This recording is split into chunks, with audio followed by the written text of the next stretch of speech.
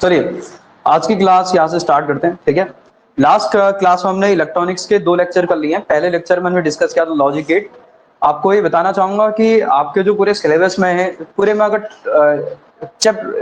मैं topic wise अगर बात करूं, ठीक है, तो यूनिट के अंदर जो चैप्टर वाइज अगर मैं बात करूं तो टोटल जो है लगभग मैंने जो देख पा रहा हूं 45 या 46 के आसपास टोटल है, ठीक है। तो आप 25 क्वेश्चन बने तो आप इतना दिमाग जरूर लगाइएगा कि मैं खाली ऊपर के मैं टॉपिक काउंट नहीं कर रहा हूं। टॉपिक तो पता नहीं कितने हैं, वो तो खैर 300-400 से ऊपर चले जाएंगे। टॉपिक नहीं काउंट कर रहा हूं मैं, ऊपर से चैप्टर काउंट कर रहा हूं। चैप्टर का नाम तो यूनिट के अंदर जो चैप्टर है, ठीक है, अगर मैं वो काउंट कर रहा हूं तो काउंट लगभग आपके पास 45 प्लस जा रहे चैप्टर, ठीक है। टॉपिक तो आपके पास 300-400 से ऊपर जाएंगे। तो आप ये दिमाग लगाइएगा कि मैं ऐसा करूंगा, मैं अपनी कोशिश है आप, लेकिन वो कितनी सक्सेस होती क्या नहीं होती इसके पीछे मैं नहीं कह सकता, ठीक है, लेकिन मैं कोशिश जरूर करूंगा एट द एंड आपको 40-50 टॉपिक। लेकिन आप ये मत बार बार ये मत करिए कि आपने नहीं करा ही नहीं, पूछा ही नहीं करके, तो आप टेक्स्ट मत करिएगा। मैं खुद ये कोशिश करूंगा कि 40-50 टॉपिक ऐसे बता दूं कि जिनसे क्वेश्चन बनने के सबसे ज्यादा पॉसिबिलिटी होगी, ठीक है। मैं कोशिश करूंगा, मैं लास्ट में एंड में मेंशन कर दूंगा इन टॉपिक को देख लेना करके। लेकिन आप ये बार बार टेक्स्ट करके मत पूछने लग जाना कि आपने भेजा ही नहीं करके, बताया नहीं करके, तो मैं खुद भेज दूंगा, ठीक है। मैं कोशिश करूंगा कि आप क्योंकि इतने सारे टॉपिक है ना, टॉपिक लगभग 400-500 टॉपिक जा रहे हो, 300-400 टॉपिक से ऊपर जा रहे हैं, तो आप किसको ज्यादा फोकस कर पाओगे। तो मैं कोशिश करूंगा कि 50-60 टॉपिक सेलेक्ट कर पाऊं जिससे आप देख पाओ। दूसरा ये ट्राई करें कि लेक्चर एटलीस्ट एक बार तो देख ही लें, एक बार एटलीस्ट देख लें, और दूसरा साथ ही साथ असाइनमेंट भी एक बार एटलीस्ट सॉल्व कर ही लें, ठीक है। एटलीस्ट एक बार कह रहा हूं मैं, बाकी 2 या 3 बार, जो जितनी ज्यादा बार सॉल्व करेगा आपको बताए उतना बेटर रहेगा, ठीक है। ये ट्राई करें। तो हमने बात कर रहे थे, देखो इलेक्ट्रॉनिक्स में सबसे ज्यादा चांसेस है लॉजिक गेट का क्वेश्चन बनने के, सबसे ज्यादा चांसेस है। अब इलेक्ट्रॉनिक्स में होने को आपके पास अगर मैं टॉपिक की अगर काउंट करूंगा तो 50-60 ऊपर से टॉपिक से ऊपर जाएंगे। टॉपिक, हाँ टॉपिक, खाली टॉपिक। 2 लेक्चर में हमने, पहले लेक्चर में हमने देखा था लॉजिक गेट, दूसरे लेक्चर में देखा था बुलियन अलजेब्रा, ठीक है। बुलियन अलजेब्रा में हमने देखा था आपके पास क्या कैसे कन्वर्जन करते हैं करके। इस लेक्चर में डिस्कस कर रहा हूं आपके पास इलेक्ट्रॉनिक्स की पहली यूनिट विच इज आपके पास क्या नेटवर्क थ्योरम, ठीक है। चलिए ठीक है, तो स्टार्ट करते हैं नेटवर्क थ्योरम, ठीक है। नेटवर्क थ्योरम है, ठीक है, थोड़ा ध्यान दीजिएगा, ठीक है। नेटवर्क थ्योरम, देखो इलेक्ट्रॉनिक्स ऐसा सब्जेक्ट है जो बच्चा जो है वो ग्रेजुएशन में भी इस सब्जेक्ट को स्किप करके चलता है, ठीक है। मतलब मैं आपको रियलिटी बता रहा हूं, और ये भी बता रहा हूं एलटी में बहुत ज्यादा इस चैप्टर से डेप्थ नहीं आने वाली है। अगर हाँ पर्सनली अगर आप कहोगे मेरे को तो नहीं नेटवर्क थ्योरम एक्चुअल में डेप्थ में ही पढ़ना है, तो वो भी पॉसिबल है, लेकिन उसके लिए मैं आपके पास अलग से लेक्चर दे सकता हूं, ठीक है। अगर डेप्थ में ही पढ़ना है, अगर नेटवर्क थ्योरम एक्चुअल में अगर कर सीखनी है तो हाँ, लेकिन हम यहाँ सिर्फ क्वेश्चन कैसे बनाना है ये जरूर सीख जाएंगे। लेकिन हाँ मैं ये गारंटी नहीं दे रहा हूं कि आपको नेटवर्क एनालिसिस पूरा आ ही जाएगा, ठीक है, ये ध्यान रखिएगा। हाँ क्वेश्चन जरूर बन जाएगा, इसकी श्योरिटी है। तो नेटवर्क थ्योरम है, नेटवर्क थ्योरम में आपके पास सबसे पहला हमारे पास आपके पास लॉ आता है जिसको हम बोलते हैं आपके पास क्या, किरचॉफ लॉ, ठीक है। पहला हमारे पास क्या आता है, किरचॉफ लॉ। किरचॉफ लॉ क्या आता है, अब देखो किरचॉफ नॉर्मल सी बात है, इनको हम फादर ऑफ नेटवर्क थ्योरी भी बोलते हैं, ध्यान में रखना, ठीक है। फादर ऑफ नेटवर्क थ्योरी भी बोलते हैं इनको हम। अब क्यों बोलते हैं, नॉर्मल सी बात है, बड़े बड़े जो आपके पास सिंपल आपने क्लास 10th में नेटवर्क सॉल्व किए थे, एक रजिस्टर और एक सोर्स वाले, जिसमें बड़ा आसान होता था, V equal to I R लगाया, ओम्स लॉ लगाया, काम खत्म हो गया, ठीक है। तो आपको ये पहली बात पता होनी चाहिए, इन सभी नेटवर्क को सॉल्व करने के लिए हमारे पास कुछ रूल्स होते हैं, जो बेसिक रूल्स होते हैं। जैसे एक होता है ओम्स लॉ, पता है ना, ये तो कुछ बातें बताइए। ओम्स लॉ, ओम्स लॉ इस इन नेटवर्क को समझने के लिए हमारा जरूरी रहेगा, ठीक है। इससे एसोसिएटेड नहीं है, लेकिन आपको ये समझ में आना चाहिए, आपको ओम्स लॉ की इंफॉर्मेशन होनी चाहिए, ठीक है। V equal to I R जो आपने क्लास 10th में देखा है, ठीक है। किरचॉफ लॉ, किरचॉफ ने क्या करे, 2 बहुत ही फेमस लॉ दिए।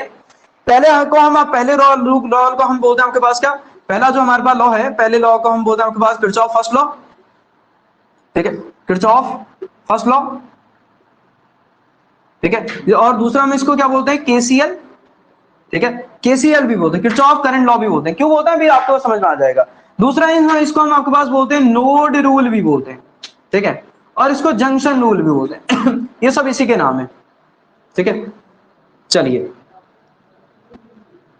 ये सब इसी के नाम है, केसीएल हो गया, नोड रूल हो गया, जंक्शन रूल हो गया, ये सब इसी के नाम। अब ये किरचॉफ ने दो जो लॉ दिए हैं उनमें से आपका पहला लॉ किरचॉफ फर्स्ट लॉ क्या है जरा देखो। ये क्या कहता है, जो आया है वो जाएगा भी, ठीक है, समझ में आया नहीं आएगा, बड़ा मतलब डेली लाइफ से रिलेटेड लॉ है, ठीक है, जो आया वो जाएगा भी। कहने का मतलब क्या है कि ये कहता है कि अगर सपोज के लिए कहीं पर अगर सपोज के लिए इस तरीके से अगर वायर है और उसमें वायर में अगर करंट फ्लो हो रही है, ठीक है, इस तरीके से कोई नेटवर्क का सपोज कर लिया वायर का, ठीक है, और इसमें सपोज के लिए कुछ करंट आ रही है, जैसे मैंने कहा अभी सपोज के लिए एक करंट ये I1 है, एक करंट I2 है, ये करंट I3 है, और कुछ करंट सपोज के लिए इस पॉइंट से इस जंक्शन से बाहर जा रही है, आपके पास क्या है I4 और ये I5। ये जहां पर ये सारी आपके पास करंट आ रही है और जहां से सारी करंट बाहर निकल रही है, इसको बोलते हैं जंक्शन बोलते हैं। क्या बोलते हैं इसको? जंक्शन बोलते हैं, ठीक है, ये नोड बोलते हैं। किरचॉफ, अब जरा देखो यहां पर मैंने आपको किरचॉफ पहले भी लॉ समझा रखा है। मैंने कहा था किरचॉफ जो फर्स्ट लॉ होता है ये आपके पास कब वैलिड होता है जरा बताइए, जब डेंसिटी कैसी होती है, चार्ज डेंसिटी कांस्टेंट। देखो आप ये सारी बातें पढ़ चुके हैं, तो मैं अगर ये बोल रहा हूं तो आपके दिमाग में बातें लिंक करनी चाहिए कहां से बात कर रहा है करके। मैंने इलेक्ट्रोडायनेमिक्स में इक्वेशन ऑफ कंटिन्यूटी बताया था, और इक्वेशन ऑफ कंटिन्यूटी में जब चार्ज डेंसिटी कांस्टेंट होती है then divergence of J equal to 0 आता है, which is also a Kirchhoff law, first law. बोला था नहीं बोला था? तो आपको ये समझ में आना चाहिए कि इनकमिंग, और यहां मैंने कहा कि इस यहां देखो यहां चार्ज डेंसिटी रुक नहीं सकती है, चार्ज डेंसिटी कांस्टेंट रहेंगी तो जितना करंट आ रहा होगा उतना करंट चला जाएगा। ये किरचॉफ का फर्स्ट लॉ था। तो ये क्या कहता है जरा देखो, ये क्या कहता है, इनकमिंग जो करंट होती है, सम ऑफ इनकमिंग करंट, क्या sum of incoming current, incoming current किसके इक्वल होता है जरा बोलो, sum of outgoing current, outgoing current, ठीक है। Sum of incoming current is equal to sum of outgoing current.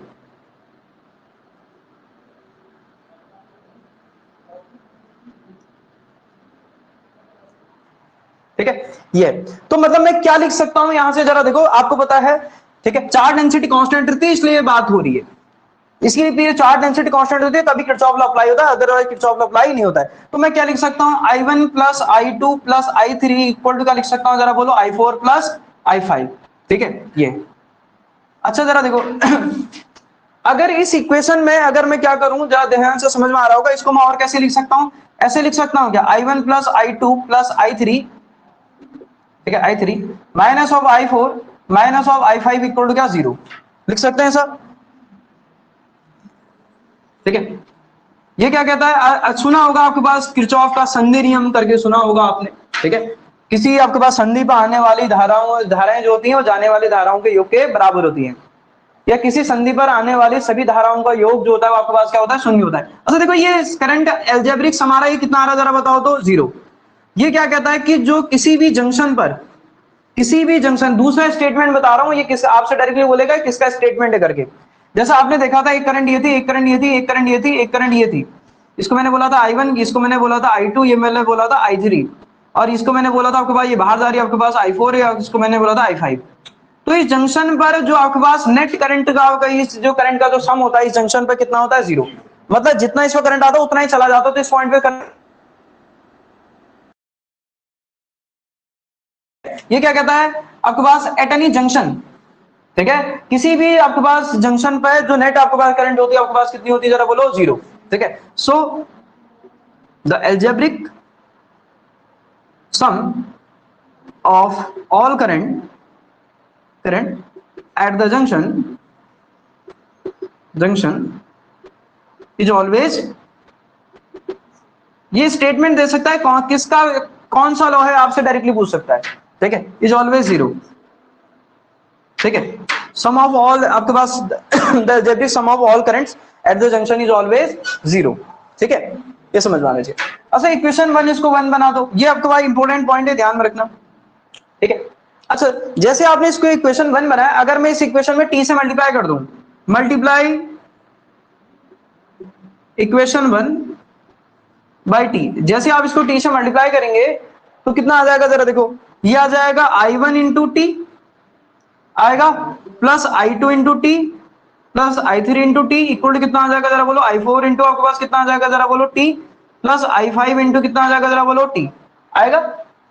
अब यहां से आप एक काम कर सकते हैं कि I1 T, I2 T, I3 आपके पास चार्ज की वैल्यू क्या होती है बता सकते हो, Q इक्वल टू क्या होता है IT, तो मतलब ये incoming charge, incoming charge, incoming charge, मतलब तो क्या बन जाएगा ये Q1 Q2 Q3, क्या बन जाएगा जरा बोलो, Q1 Q2 और ये आपके पास क्या बन जाएगा Q3 इक्वल क्या आएगा Q4 एंड Q5। तो जो किसी भी आपके पास जंक्शन पर आपके पास जो जितनी भी करंट आ रही है उतनी करंट क्या हो रही है जरा बोलो, जितना चार्ज आ रहा है उतना ही चार्ज चला जा रहा है, ठीक है। अच्छा जब चार्ज जितना आ रहा है अगर उतना ही चला जा रहा है तो चार्ज कहीं पर लॉस वाली कोई बात आ रही क्या, नहीं, चार्ज कहीं आपके पास लॉस वाली बात आ रही नहीं आ रही, तो इसका मतलब चार्ज क्या रहता है, कंजर्व्ड रहता है, ठीक है। तो आप चार्ज पर बेस्ड है, ये ध्यान में रखना, ठीक है। किरचॉफ लिख देना आपके पास, so Kirchhoff, Kirchhoff first law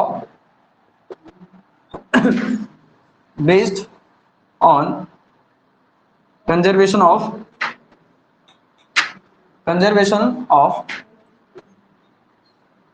electric charge, किस पर बेस्ड है, कंजर्वेशन ऑफ इलेक्ट्रिक चार्ज पर बेस्ड है।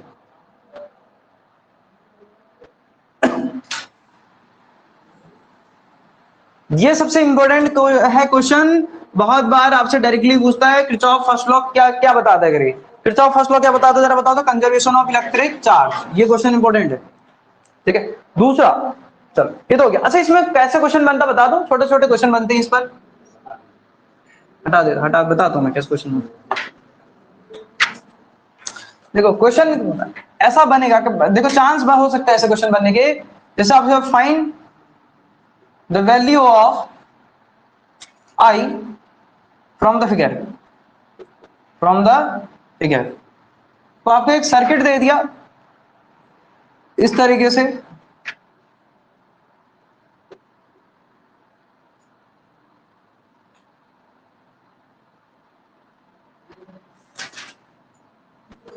ये पूरा सर्किट दे रखा, आपको आई की वैल्यू पूछे कि आई क्या होगी करके, ठीक है।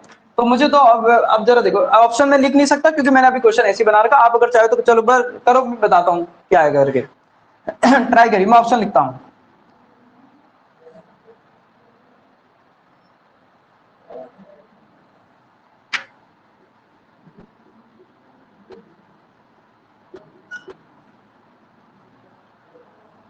चलिए ऑप्शन भी लिख दिया मैंने।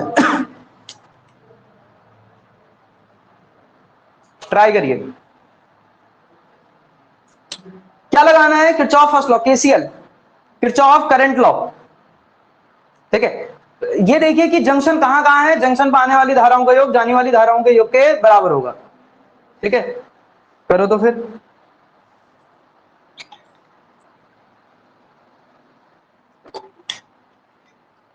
और आप सभी को बधाई हो, आपके इंस्टीट्यूट से जो है स्टेट में रैंक 1 आई है, ठीक है।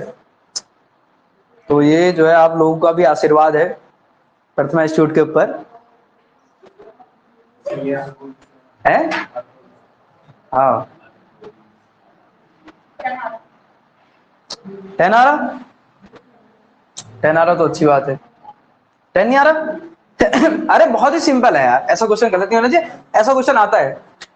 देखो मुझे एक बात बता, क्या लगाना है जरा बताओ तो, केसीएल फर्स्ट लॉ, 10 आया, मैंने कहा आने वाली धाराओं का योग किसके बराबर होगा, जाने वाली, इस पॉइंट पर आ कितना रहा जरा बताओ तो 10, और जा कितना रहा है, तो क्या 2 ही जाएगा और भी जाएगा, तो इसका मतलब इधर भी जाना पड़ेगा ना, आ रहा है तो जाना भी तो उतना ही पड़ेगा। इस जंक्शन पर आ कितना रहा 10, लेकिन जा कितना रहा सिर्फ 2, तो आने वाली धाराओं, आने वाली धारा 10 है तो जाने वाली से 2 ही होगी क्या, तो जाने वाली भी कितनी होगी 10 ही होगी, तो इसको कितना करना पड़ेगा, उसके लिए करना पड़ेगा नहीं करना पड़ेगा।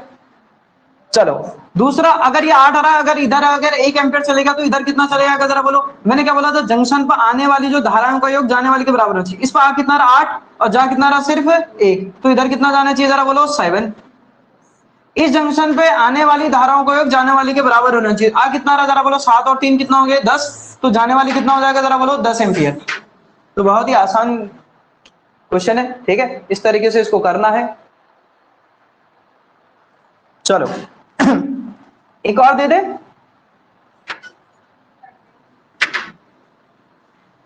ऐसा मत कहो यार, है नहीं आएगा,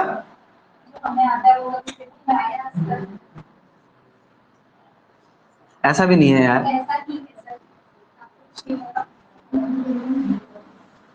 मैं क्या कहूँ फिर अब। 10 एम्पियर 2 एम्पियर 3 एम्पियर। चलो अब बताओ, बहुत सिंपल दे रहा हूँ, बहुत डिफिकल्ट क्वेश्चन है। आई की वैल्यू बतानी है, आई क्या है करके।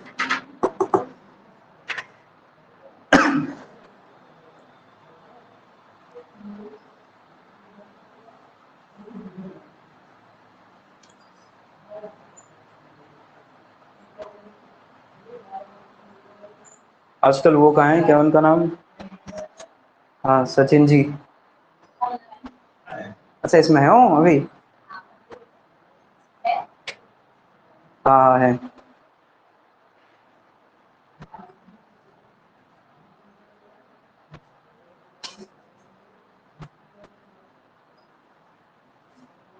सचिन जी के छात्रों ने भी काफी उत्कृष्ट स्थान प्राप्त किया है। हाँ, उनको भी बहुत बहुत बधाई है। चलो अरे बताओ, बता। अच्छा ये ऑप्शन ये नहीं है, मैं तो ऐसे ही बना दिया। बताओ कितना आ रहा करके, ऑप्शन मिल जाएगा आपको, क्या करना है। 2 एम्पियर ये है। अच्छा अच्छा, आपको मैं इसको दो तरीके बताता हूँ करने के, जरा देखो। पहला तरीका बताता हूँ, बड़ा सिंपल सा, बहुत सिंपल सा तरीका। चलो पहले आप कैसे कर रहे हो मैं बताता हूँ। जैसे 10 आया वैसे बता दो, फिर बताता हूँ शॉर्ट ट्रिक। 10 आया, मान लो आपके पास इधर, मान लो आपके पास एक्स से चले गया, इधर कितना जाएगा फिर? 10 माइनस, अरे होगा नहीं होगा? जैसे 2 इधर जाएगा तो इधर कितना जाएगा? 8 जाएगा, सिंपल सी बात है, आएगा। अच्छा देखो, ये इधर कितना चले गया? 2 चले गया, तो इधर कितना जाएगा? ये जाने वाले है ना, तो आने वाली जो करंट होगा 10 माइनस एक्स है। इस जंक्शन पर आने वाली करंट कितनी है जरा बोलो? इस जंक्शन पर आने वाली करंट कितनी है? तो जाने वाली भी कितनी होनी चाहिए? 10 एन माइनस एक्स। तो क्या करें? हम्म, अरे इनकमिंग करंट कितनी है जरा बोलो? 10 माइनस एक्स है, आउटगोइंग कितने? 2 प्लस वाई मान लो। इनकमिंग करंट कितनी है जरा बोलो? 10 माइनस एक्स। तो आउटगोइंग इन दोनों के सम के बराबर 2, और इसके सम के वाई की वैल्यू कितनी आ जाएगी? 10 माइनस एक्स माइनस कितना? 2। तो वाई की वैल्यू कितनी आ जाएगी जरा बोलो? 8 माइनस एक्स। हो जाएगा ना, तभी तो 10 माइनस एक्स आएगा। समझ में आई बात मैं क्या कह रहा हूं? अरे पहला तरीका बता रहा हूं मैं, इससे शॉर्ट तरीका भी बताऊंगा। कितना आ जाएगा? 8 माइनस एक्स आएगा। अच्छा जरा बताओ, इस जंक्शन पे आ कितना रहा है? एक ही आ रही है, एक ही आ रही है, तो जाएगी कितनी? इन दोनों का सम के बराबर जाएगी, तो कितना हो जाएगा? 11 माइनस कितना? एक्स। अब 11 माइनस एक्स और ये एक्स ही है, तो कितना आ जाएगा जरा बोलो? कितना आ जाएगा? इन दो इनकमिंग करंट कितनी है? 11 माइनस एक्स और एक्स, दोनों को ऐड करोगे तो कितना होना चाहिए? तो आंसर कितना आ जाएगा? 11 एम्पियर। जिन हाँ बिल्कुल बिल्कुल, अब बिल्कुल बिल्कुल वही मैं बता रहा हूँ। मैंने कहा ना एक तरीका पहले बताता हूँ, फिर दूसरा तरीका बताता हूँ। ये तरीका है कि आपने करंट को कैसे रिप्रेजेंट किया। अब कोई कह रहा कि सर इसमें दिमाग घूम रहा है, एक काम करो इसको और सिंपल कर दो, तो कर देते हैं। देखो कर दें, हटा दें इसको, कुछ नहीं करना उसमें, कुछ नहीं लिखना है, कुछ नहीं लिखना है, ये कुछ नहीं लिखना है। इसमें दो तो था ही, कुछ नहीं लिखना। ये पहला तरीका है करने का, ठीक है। इधर कितना जा रहा था? 2, बस यही था, इधर आई था। अब जरा देखो, आप एक काम कर, मुझे एक बात बताइए, अगर मैं इसको अगर एक कर दूं, इस जंक्शन को अगर एक कर दूं, मुझे बताओ यहां करंट रुक सकता है क्या? नहीं रुक सकता। क्यों? क्योंकि आपको पता है कि चार्ज डेंसिटी कैसे रहनी है? कांस्टेंट नहीं, तो यहां करंट, इस जंक्शन के अंदर चार्ज रुक नहीं सकता। तो मतलब इस पूरे मैस के अंदर जितना चार्ज एंटर करेगा उतना ही बाहर निकल जाएगा। इस पूरे जंक्शन को अगर आप देख पा रहे हैं, इसमें एंटर कितना कर रहा है? 10, और कितना एंटर करा जरा बोलो? ये कितना एंटर करा जरा बोलो? कितना एंटर करा? 3। कितना? 10 और 3 कितना? इस पूरे जंक्शन में देखो, यहां चार्ज रुक नहीं सकता भाई, क्योंकि जितना चार्ज आएगा वही चार्ज क्या हो जाएगा? चला जाएगा। 10 और 3 कितना हो गया? 13, और 2 कितना जा रहा? बाहर कितना जा रहा? अरे 10 और 3 एंटर कर रहा ना, 13 एंटर कर रहा, तो 13 ही क्या होगा? जाएगा भी नहीं। तो अगर ये 10 और 3 13 अगर एंटर कर रहा है, तो 13 बाहर जाने चाहिए, 2 बाहर जा रहा, तो और बाहर कितना जाना चाहिए जरा बोलो? 11 जाना चाहिए, नहीं आना चाहिए? तो इससे आसान सॉल्यूशन है, ठीक है। ये ऐसे नहीं, यही कह रहे हो, यही बात बिल्कुल। चलें फिर आगे, हटा दें।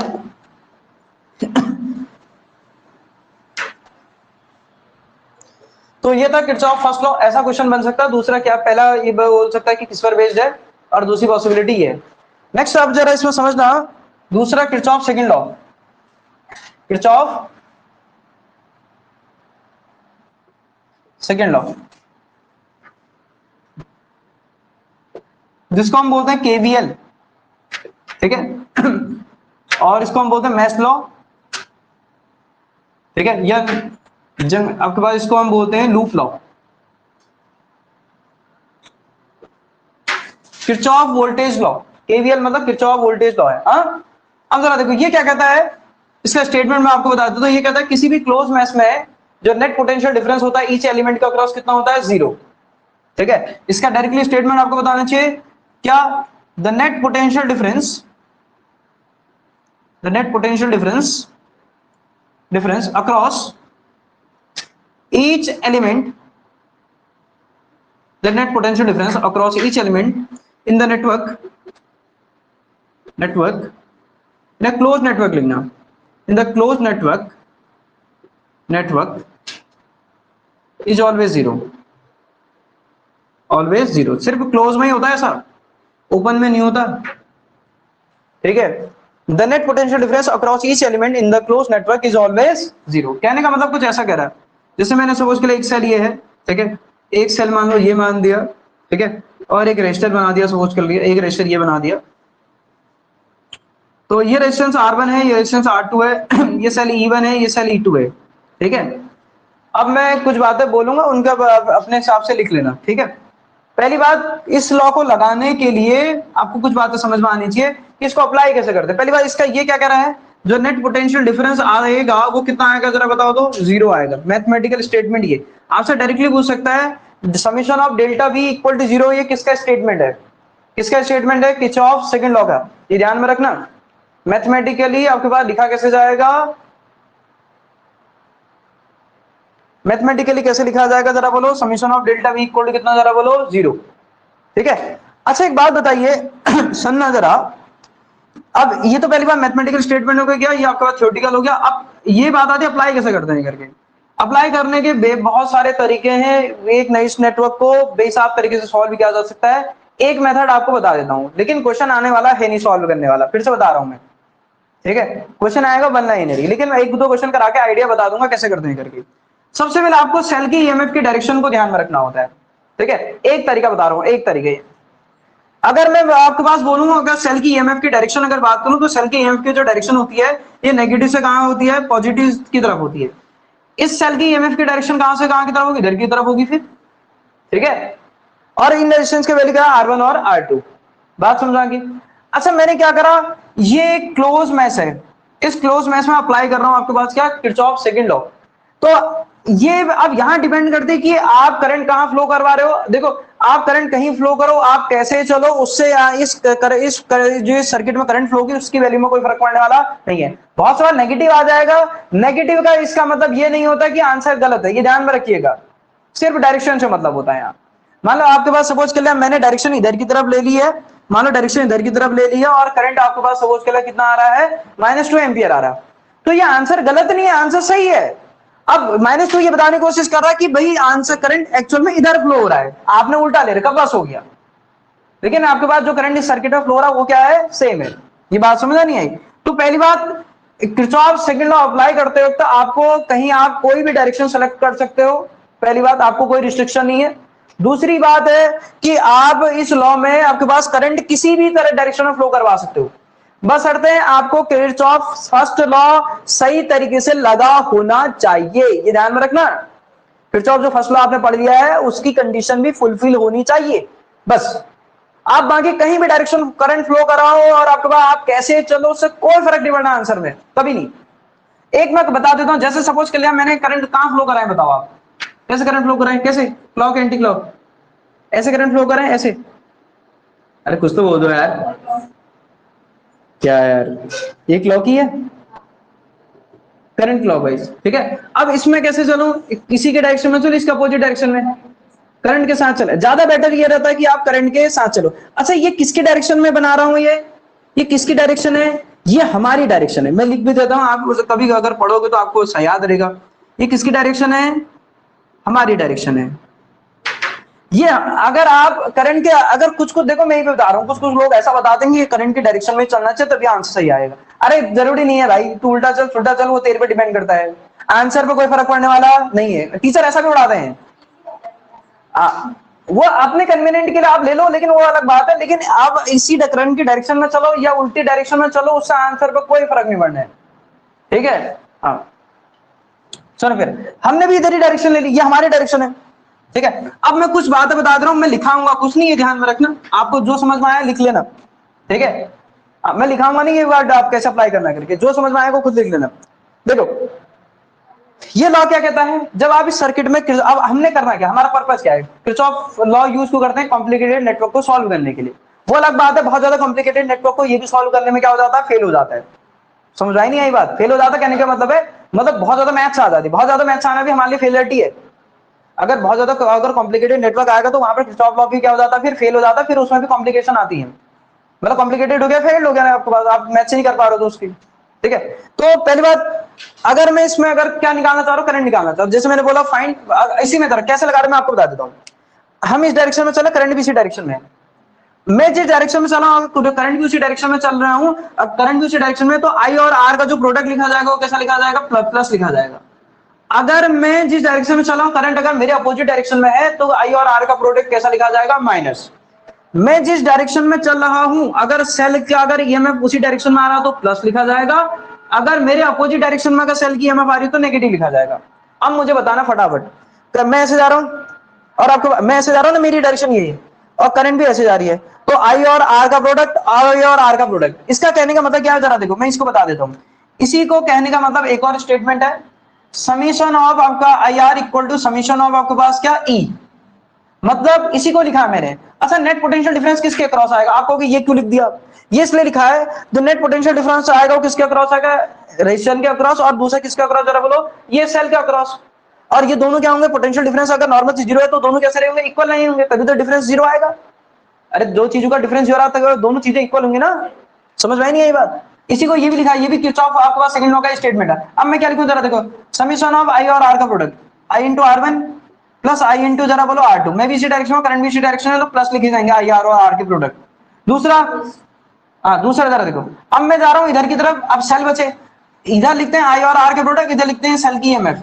अब मैं जा रहा हूं इधर की तरफ और जरा देखो ये सेल अपोजिट डायरेक्शन में, तो इसको माइनस लिखा जाएगा, और ये सेल जरा देखो मेरी डायरेक्शन में है तो इसको प्लस लिखा जाएगा, तो इसको प्लस लिखूंगा, इसको कैसा लिखूंगा, माइनस लिखूंगा, खत्म। मेरा निकालना पर्पस क्या था, करंट निकालना, तो करंट निकालना चाहोगे तो क्या आ जाएगा, E two minus E one divided by, अगर आई कॉमन होगा तो कितना हो जाएगा, R one plus R two, ऐसे अप्लाई करते हैं। मैं फिर से रिपीट कर देता हूं एक बार, जिस डायरेक्शन में आप चल रहे हो अगर उसी डायरेक्शन में अगर करंट भी चल रही है, ये मेरी डायरेक्शन है, करंट की डायरेक्शन है, तो आई और आर के प्रोडक्ट प्लस लिखे जाएंगे। अगर आप जिस डायरेक्शन में चल रहे हो करंट अगर उसका अपोजिट डायरेक्शन में, आई और आर के प्रोडक्ट नेगेटिव लिखे जाएंगे। आपके डायरेक्शन में सेल की ईएमएफ तो प्लस लिखी जाएगी, आपके अगर अपोजिट डायरेक्शन में सेल की ईएमएफ तो नेगेटिव लिखी जाएगी। बड़ा सिंपल सी लाइन है, मैं ये लिखाऊंगा नहीं, बिल्कुल नहीं, आप चाहे तो अपने शब्दों में लिख लीजिएगा दोबारा लेक्चर को देख करके भी, क्योंकि लिखाने वाली कुछ बात नहीं है इसमें, ठीक है। अब तो एक दो क्वेश्चन करा लेता हूं, प्रैक्टिस कर लो, पता चल जाएगा। ये बहुत खतरनाक क्वेश्चन करा दें दो चार,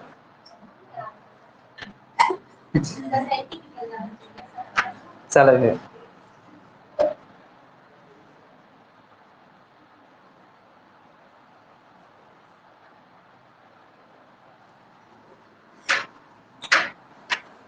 जीके ट्रिपल एस ने भी तुम्हें सरप्राइज दे दिया है, लग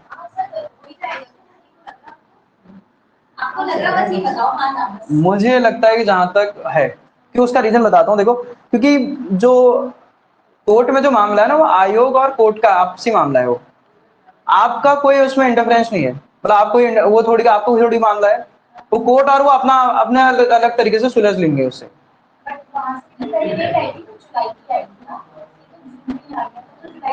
हाँ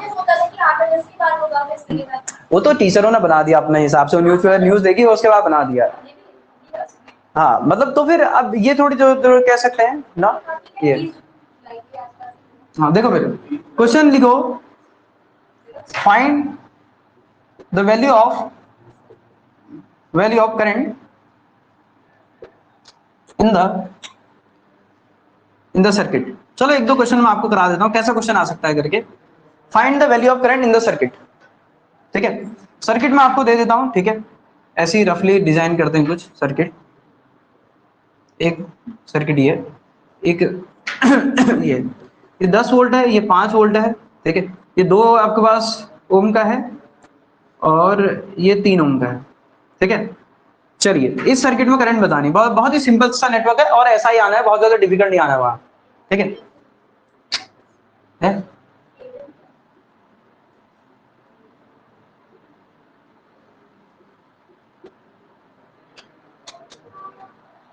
ठीक है, चलो तो क्या करना है, अच्छा वो अभी जो पढ़ा वो फॉर्मूला नहीं लगाना है। वो फॉर्मूला मैंने ये नहीं कहा कि फॉर्मूला याद करना है, वो फॉर्मूला तो लगेगा ही नहीं। अभी मैं इसमें 3-4 वेटे लगा दूं फिर थोड़ी लगेगा। फॉर्मूला याद नहीं करना, तरीका समझना था, वो अलग बात है। यहाँ पर फॉर्मूला लग जा रहा है, तूने सही लगाया फॉर्मूला, क्यों अगर ये दोनों सेम डायरेक्शन में तब भी लगता हो, प्लस हो जाते हैं। हाँ चल फिर देखो, फिर क्या क्या करोगे बताओ तो जरा। अब अच्छा मैंने कहा सबसे पहले एक क्लोज मैच, इस क्लोज मैच में हमारी डायरेक्शन हम डिसाइड कर लेते हैं, ये हमारी डायरेक्शन है। कैसे चलें, ऐसे चलें, चलो फिर जैसे तुम कहोगे वैसे ही चलेंगे। ठीक है, इसका सेल का ईएमएफ इधर की तरफ है, इसके सेल का ईएमएफ इधर की तरफ है, ठीक है, ऐसे चल गए इसमें। अच्छा देखो मैंने क्या बोला था, इसमें करंट कितनी मान ली आई, देखो पहले देख लो बाद में यूज कर लेना। मैंने क्या बोला था, किरचॉफ फर्स्ट लॉ क्या है, आई इंटू आर का प्रोडक्ट क्या होगा, समीशन ऑफ आपके पास क्या ई। एक तरीका बता रहा हूँ, बहुत सारे तरीके हैं, सिंपल एक तरीका बता रहा हूँ आपको, ठीक है। आई इंटू आर का प्रोडक्ट यानी कि जरा बोलो 2 और आई का प्रोडक्ट 2 इंटू आई प्लस 3 इंटू कितना जरा बोलो आई इक्वल टू क्या जरा बोलो, इस सेल में लगे ईएमएफ के इक्वल होगा। ईएमएफ क्या है जरा बोलो, अब जरा देखो मैं इधर की तरफ जा रहा हूँ, ये सेल की ईएमएफ इधर की तरफ है, मैं इधर की तरफ जा रहा हूँ, ये सेल की ईएमएफ इधर की तरफ, तो क्या आ जाएगा 10 माइनस कितना आ जाएगा 5, तो कितना आ जाएगा 5 आई इक्वल टू कितना आ जाएगा जरा बोलो 5, तो ये कैंसिल आउट होगा, आई की वैल्यू कितनी आ गई जरा बोलो 1 एम्पियर। ठीक है, कितना आ गया 1 एम्पियर। बड़ा सिंपल सा सॉल्यूशन है। चलो दूसरा क्वेश्चन देते हैं आपको, ट्राई करिएगा।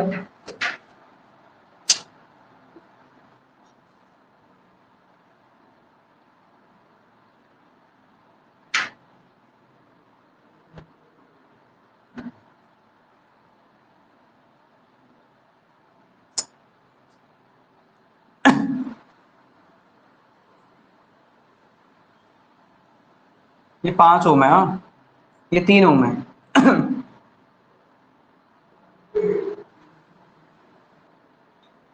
चलो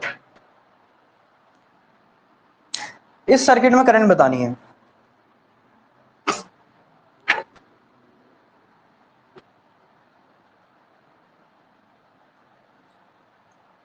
हटा दें,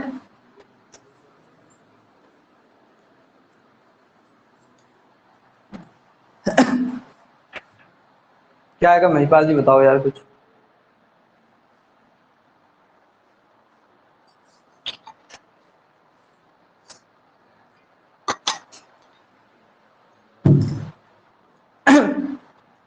नमस्कार, क्लास में।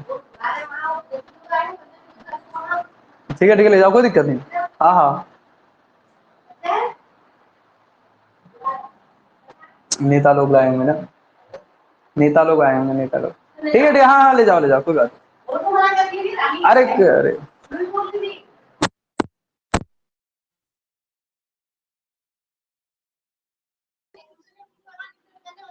अरे कोई बात नहीं है।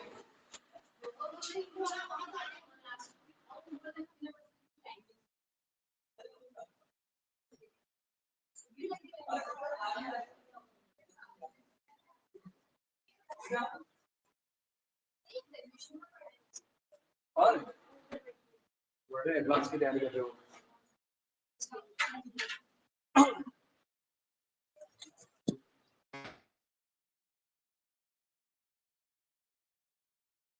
जिस टाइम पे तो मामला सब बराबर हो गया है, मतलब आज से 2-4 साल बाद तो मतलब ग्रेजुएशन कोई करता हुआ दिखेगा ही नहीं तुमको, सही बता रहा हूँ, बहुत बुरी हालत है। इतनी बुरी हालत है ग्रेजुएशन और आपके पास पोस्ट ग्रेजुएशन की जिसकी कोई लिमिट नहीं है। ठीक है, अब खुद ही आपने अगल बगल देखे रहोगे, वो तो छोड़ो यार, एमएससी की भी हालत बहुत बुरी हो चुकी है। देखो फिर आप इधर देखो, मान लो इस सर्किट में आपके पास करंट फ्लो करवा लो, ठीक है, कहाँ फ्लो कराऊं बताओ, कैसे करंट चले करंट, जैसे तुम लोगों को वैसे, मुझे तो पता ही नहीं है, मैं तो ऐसे कर दूंगा कुछ भी। बोलो कैसे चलूं, क्लॉकवाइज एंटी क्लॉकवाइज? क्लॉकवाइज। मतलब हाँ, तुमको ऐसा नहीं लगना चाहिए कि हाँ यार मतलब रट के होता है करके, बस मैं इसीलिए कह रहा हूँ। मैं ऐसे, ये आपके पास अच्छा करंट क्लॉकवाइज बोला ना आपने, मैं भी क्लॉक ही चल रहा हूँ, फिर प्लस लिखूंगा आई और आर के प्रोडक्ट को। ये किसकी डायरेक्शन है? हाँ, ये इसलिए लिख रहा हूँ ताकि आपको याद रहे कि हाँ यार ऐसा होता है करके। मैं भी ऐसे चल रहा हूँ, करंट भी ऐसे चली। ये जरूरी नहीं कि आप करंट की डायरेक्शन में चलें, करेक्ट डायरेक्शन में ही आपको अपनी डायरेक्शन है, अपोजिट भी ले सकते हैं, आंसर पर कोई फर्क नहीं पड़ेगा। देखो माइनस आ जाएगा बहुत बार, माइनस का मतलब आंसर में फर्क पड़ना नहीं होता है। -2 की जगह -2 आ जाएगा, मैग्नीट्यूड तो सेम है ना, मतलब माइनस नहीं, ये बता रहा है कि डायरेक्शन उल्टी ले रही है, बस हो गया। अब क्या लिखूं, आई और आर का, एक ये है, एक ये है, एक ये, तीन हिस्से है, ठीक है। तो समीशन ऑफ, अगर मैं बात करूं आई आर इक्वल टू क्या होगा, समीशन ऑफ आपके पास क्या ही, आई और आर का प्रोडक्ट कितना है जरा बोलो, आई और आर कितना आ जाएगा, 5 इंटू आई प्लस कितना आ जाएगा, 3 इंटू आई प्लस कितना 2 इंटू आई, ये है तीन जाएंगे, इक्वल टू कितना आ जाएगा जरा बोलो। अब जरा देखो, मैं इस डायरेक्शन में जा रहा हूँ, सेल की एमएफ इसी डायरेक्शन में, तो कितना आ जाएगा ये 10। मैं इस डायरेक्शन में जा रहा हूँ, सेल की एमएफ इसी डायरेक्शन में, कितना +5। मैं इस डायरेक्शन में जा रहा हूँ, सेल की एमएफ इधर की तरफ है, तो -2। मैं इधर जा रहा हूँ, सेल की एमएफ क्या है इस डायरेक्शन में, कितना है -1। तो कितना आ गया ये 15 -3 कितना आ गया 12, और कितना आ गया ये 10। तो आई इक्वल टू कितना आ गया 1.2 एम्पियर। ये ऐसा आएगा। एक और क्वेश्चन करा दूं लास्ट, ऐसा क्वेश्चन तो होना चाहिए यार, एक होमवर्क दे देता हूं, फिर मैं प्रैक्टिस कर लेना। मुकेश जी नहीं आए, कुछ नहीं करना है, आई और आर का प्रोडक्ट लिखना है, तो अभी बाद में फिर पूछ लेना। तुम 10 बार पूछोगे, मैं 10 बार बताऊंगा, लेकिन तुम करो, ये ध्यान में रखो। उसका मीम बन के आता है ना वो, टीचर ही पहले कहता 10 बार पूछोगे 10 बार बताऊंगा बाद में। हाँ, ऐसा नहीं करेंगे लेकिन, हाँ टेंशन मत लेना। चलो देखो फिर एक और क्वेश्चन करा देता हूं मैं।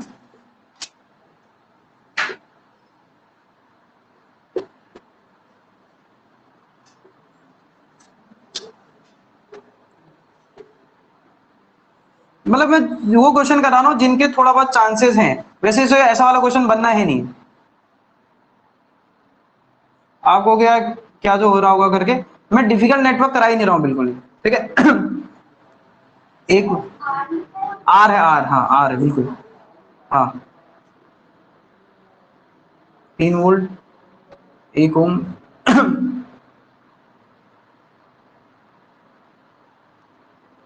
10 volt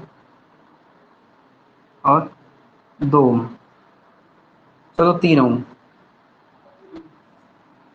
find the value of R, चलो find the value of R from the figure,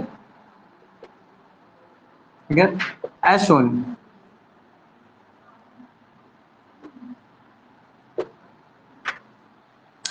चलो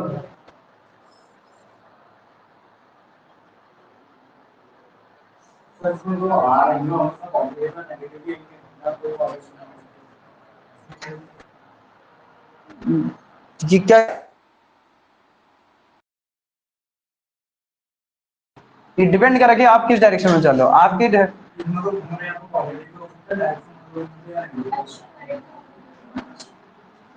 अभी बताऊंगा मैं तुमको, जिसके बाद मिलना तुम्हें, कैसा है।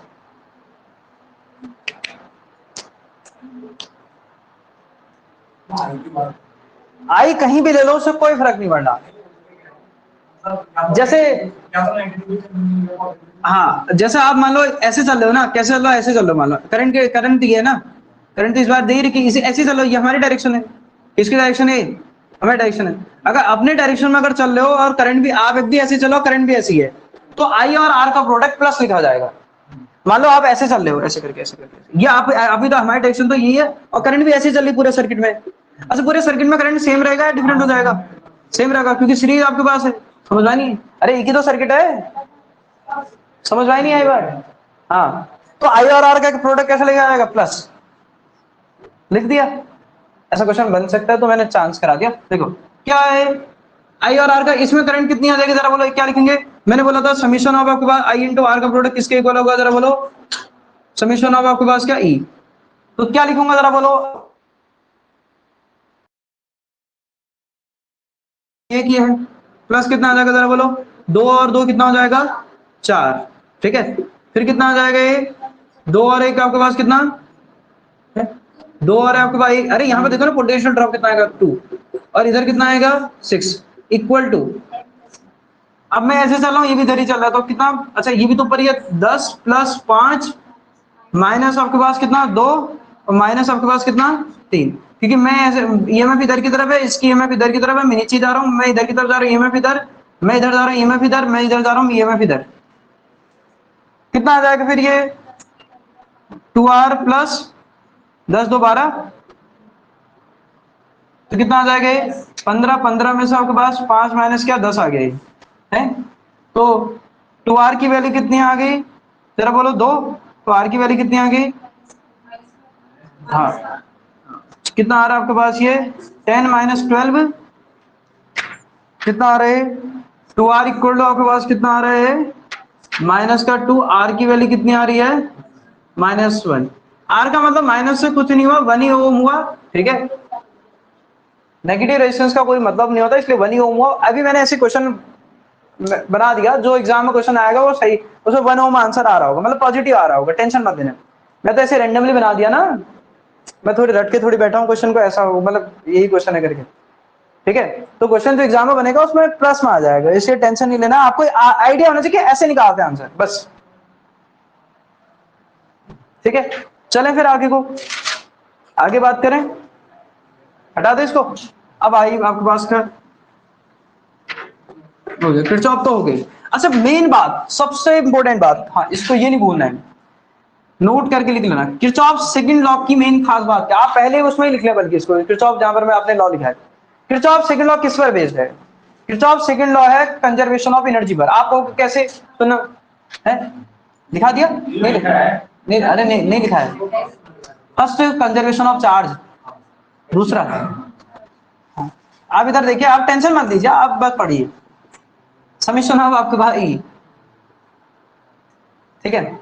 अब जरा देखो summation of I R equal to minus का ई इक्वल टू कितना आया था जरा बोलो 0, इसको मैंने क्या बोला समीशन ऑफ आपके पास डेल्टा बी इक्वल टू कितना जरा बोलो 0, डेल्टा बी मतलब क्या हुआ work done by charge, charge यानी कि 0, मतलब नेट वर्क डन आपके पास 0 है, वर्क डन मतलब एनर्जी, टूल है पूरे क्लोज सर्किट में नेट आपके पास वर्क डन जो आ रहा है आपके पास, मतलब जो ध्यान सुनना, नेट वर्क डन यहाँ पर 0 आने का मतलब है एनर्जी से मतलब है, समझा नहीं, टोटल चेंज इन एनर्जी यानी कि टोटल चेंज इन एनर्जी से मतलब है, यहाँ पर क्या जरा बोलो ये टोटल चेंज इन एनर्जी है कितना 0, एनर्जी चेंज, अगर एनर्जी चेंज 0 मतलब एनर्जी कैसी है, अरे बोलो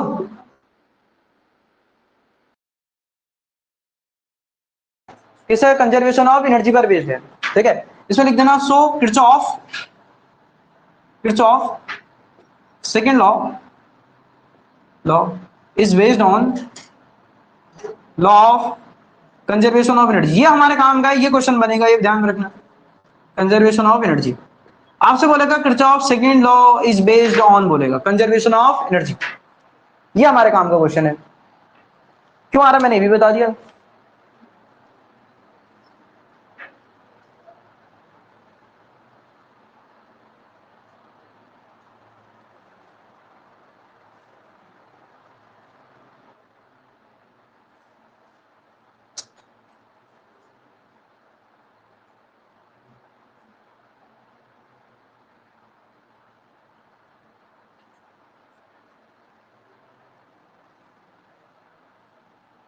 ठीक है।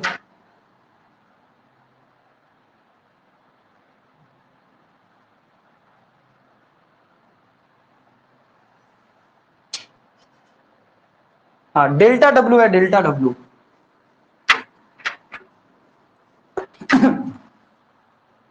ठीक है। नेक्स्ट लिस्ट में लिखो super position theorem, super position theorem,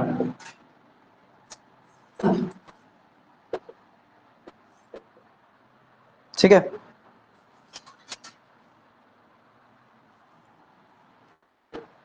सुना, ये थ्योरम का बड़ा सिंपल सा स्टेटमेंट है, क्या स्टेटमेंट है, देखो ये थ्योरम का स्टेटमेंट क्या है, अगर मैं आपको समझा दूं, मैं फिगर से समझाता हूं क्या कहना चाह रहा करके। जैसे सपोज के लिए हमारे पास एक इलेक्ट्रिकल सर्किट है, ठीक है, एक सर्किट है, जैसे मैंने कहा, समझना, अगर मैं अगर वो बोलूंगा तो पूरा समझ में नहीं आएगा, आप सर्किट से समझिए। जैसे मैंने कहा आपके पास एक सोर्स है, सपोज कर लिया, एक इंपिडेंस ये है, ठीक है। इंपिडेंस इसलिए बोल रहा हूं क्योंकि कुछ भी हो सकता है, ठीक है। एक नेटवर्क का सपोज कर लिया, एक बैटरी इधर लगी हुई है, ठीक है। समझ रहा जरा मैं क्या कर रहा हूं, मैं आपको उसी से समझा रहा हूं। ये आपके पास E1 है, ये आपके पास क्या है जरा बोलो, E2 सेल है। ये Z1 मान लो, इसको Z2 मान लो, इसको Z3 मान लिया। सपोज के लिए इस नेटवर्क में जो करंट फ्लो हो रही है आपके पास कितनी है, I1। और इस नेटवर्क में जो आप कैसे भी मान सकते हैं, इसमें ऐसे मान लो, चलो कैसे आप हो गए, सेम डायरेक्शन में लिया इसलिए ऐसा लिया, ठीक। इसमें करंट कितनी मान ली, I2, ठीक। अब मैंने क्या करा, इस नेटवर्क को इंडिपेंडेंटली ट्रीट करने की कोशिश करी। देखो मैं स्टेटमेंट नहीं लिखा रहा, स्टेटमेंट लिखाऊंगा आप होगा ये क्या लिखा दिया, पहले लिख लो, फिर मैं उसके बाद स्टेटमेंट लिखाऊंगा, टेंशन मत देना। डायरेक्टली स्टेटमेंट पूछेगा वो किसका, कौन सी थ्योरम का स्टेटमेंट करके लिखाऊंगा, लेकिन पहले आप बात तो समझ लीजिए।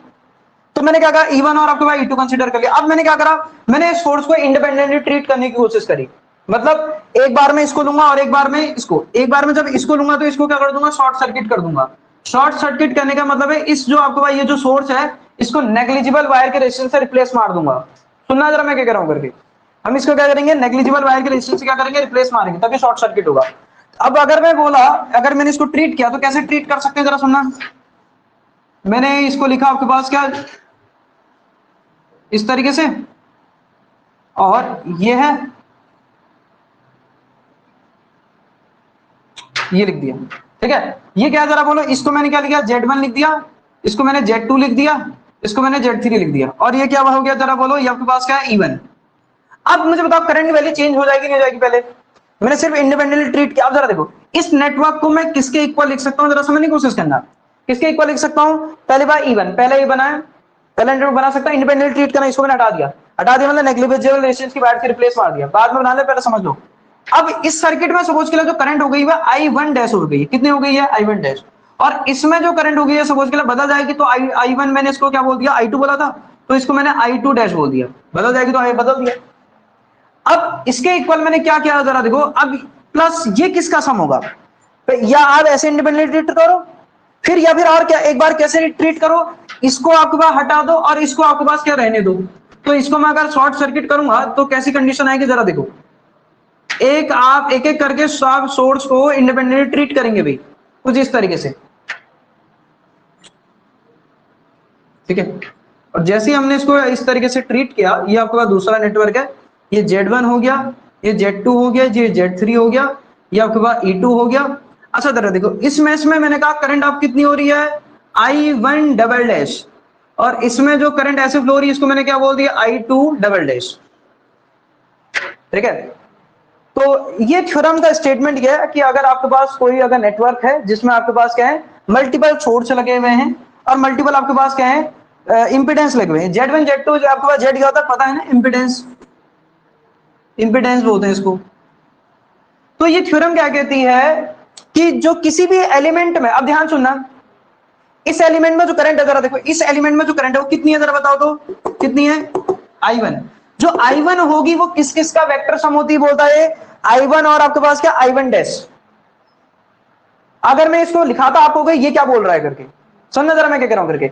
जब आप ईच सर्किट को इंडिपेंडेंटली ट्रीट करते हो तो उस कंडीशन में जो एलिमेंट का क्रॉस जो करंट आएगी, ईच इंडिपेंडेंटली, जब आप उनको ऐड करोगे तो आपको कौन सी करंट मिल जाएगी, वही आपको ओरिजिनल सर्किट में जो करंट फ्लो हो रही होगी ईच एलिमेंट का क्रॉस, उसके इक्वल मिल जाएगी। समझ में आई नहीं आई बात, डायरेक्टली थ्योरम आएगा, उसका स्टेटमेंट आएगा, थ्योरम का स्टेटमेंट में लिखा दूंगा। लेकिन ये कहना क्या चाह रहा कि जो I1 होगी, I1 किस किस के इक्वल होगी जरा बोलो, I1 dash plus I1 double dash के इक्वल होगी, पहली बात समझे नहीं। दूसरा, क्योंकि इसमें करंट क्या है, I1 है, इसलिए ये जो करंट होगी ये जब आप सोर्सेस को इंडिपेंडेंटली ट्रीट करोगे ये उनके सम के बराबर आएगी। दूसरा, अच्छा ऐसी बताओ तो I2 क्या होगी, फिर ये जो करंट है, जो ओरिजिनल सर्किट तो यही था ना, ये जो करंट आपके पास ये किसके इक्वल होगी, जब आप सोर्सेस को इंडिपेंडेंटली ट्रीट कर रहे हो उनकी वजह से जो अलग अलग मैच में जो करंट आएगी I2 डैश और I2 डबल डैश के बराबर होगी। ये सुपरपोजिशन का थ्योरम, इसको हम शॉर्टकट में बोलते हैं SPT, ठीक है। मैं इनको पूरा करा के वेरीफाई करा के क्वेश्चन भी कराता आपके पास बेहिसाब, ठीक है वो, लेकिन वो हमारा पर्पज है नहीं, वो क्वेश्चन आना है नहीं। ठीक है। तो इनके मैं वेरिफिकेशन थ्योरम वरम के ऊपर जाऊंगा नहीं, स्टेटमेंट के ऊपर जाऊंगा और ये इसके ऊपर बात करूंगा। ठीक है, वेरीफाई करा था मैं इसको, लेकिन उससे कोई मतलब है नहीं। बिंदु घर बैठ के कर लेना यार, क्रिचॉफ लॉ तो लगाना है। ठीक है, एक बार इसको शॉर्ट करना है, इसको एक बार शॉर्ट करना है, घर में बैठ के क्रिचॉफ लॉ लगा, खत्म।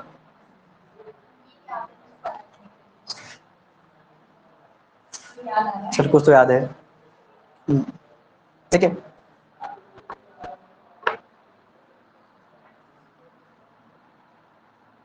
ठीक है, हटा दे फिर इसको।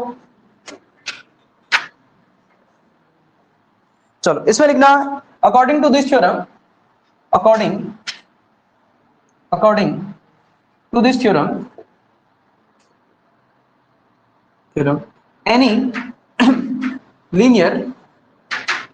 any linear network, देखिए any linear network containing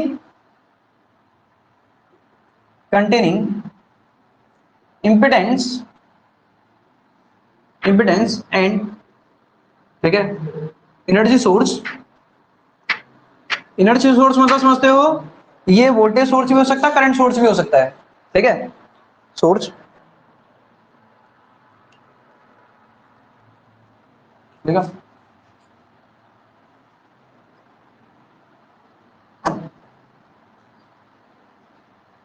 हो गया, हटा दो इसको मैं।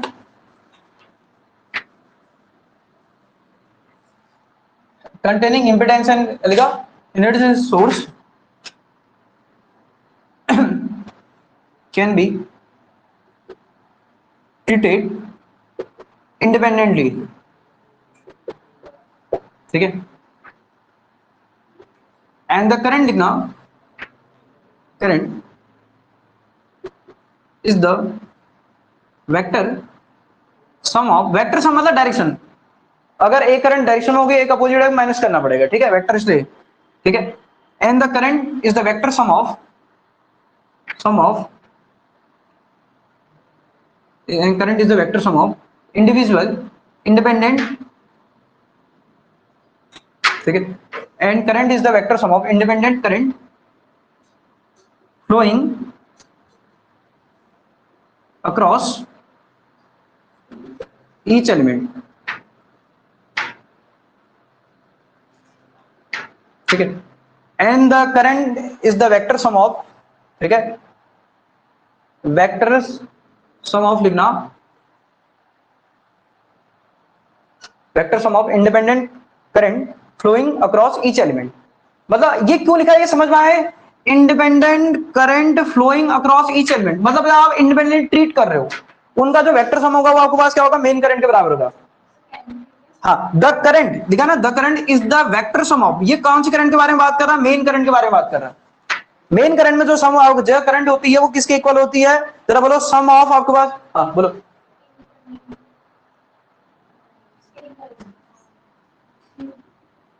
ये समझ लो फिर से, मैंने क्या लिखा है, मैंने क्या लिखा, the current is the vector sum of, क्या लिखा है, independent current flowing across each element. समझ में आ गई बात, बड़ा सिंपल सा स्टेटमेंट है, ये ध्यान रखना।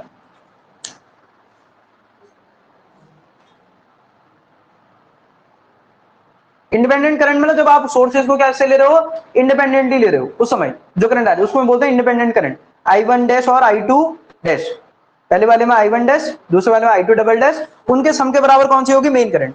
ऐसा भी लिख सकते हो, द मेन करंट आपके पास, ऐसा भी लिख सकते हो, ज्यादा आपको बेटर हो जाएगा, the main current is the vector sum of independent current flowing across each element. ठीक है, चलो बात समझ आ गई।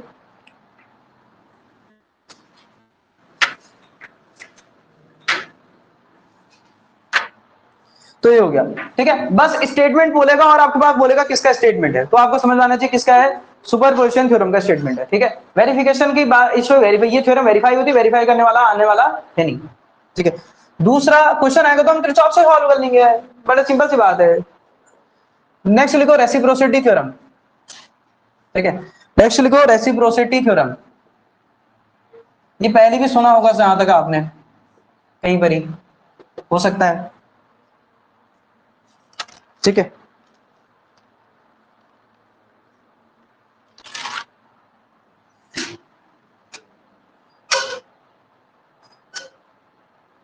कहीं पर सुना था ईएमआई वाले चैप्टर में, ईएमआई वाले चैप्टर में आपने सुना था रेसिप्रोसिटी थ्योरम, किसके बारे में, कि जो म्यूचुअल इंडक्टेंस होता है वो आपके पास एक कॉइल की वजह से दूसरे कॉइल में और दूसरे कॉइल की वजह से पहले कॉइल में, वो क्या होता है, सेम होता है। ठीक है, हाँ वो ध्यान में रखना। लेकिन ये कहाँ है, ये आपका नेटवर्क थ्योरी की रेसिप्रोसिटी थ्योरम है। ठीक है, नेटवर्क थ्योरी की रेसिप्रोसिटी थ्योरम है। अब ये थ्योरम क्या कहती है जरा देखो। हाँ, जैसे मैं पहले वो बता दो सर्किट कहना क्या चाह रहा है करके, फिर समझ में आ जाएगा, या पहले लिखा दूं, पहले समझा देता हूं। देखो सपोज के लिए आपके पास एक नेटवर्क है, ये आपके पास प्लस है माइनस है, ठीक है, एक इम्पिडेंस है, एक इम्पिडेंस है, कैसे बना लो आप, ठीक है, ये एक इम्पिडेंस है,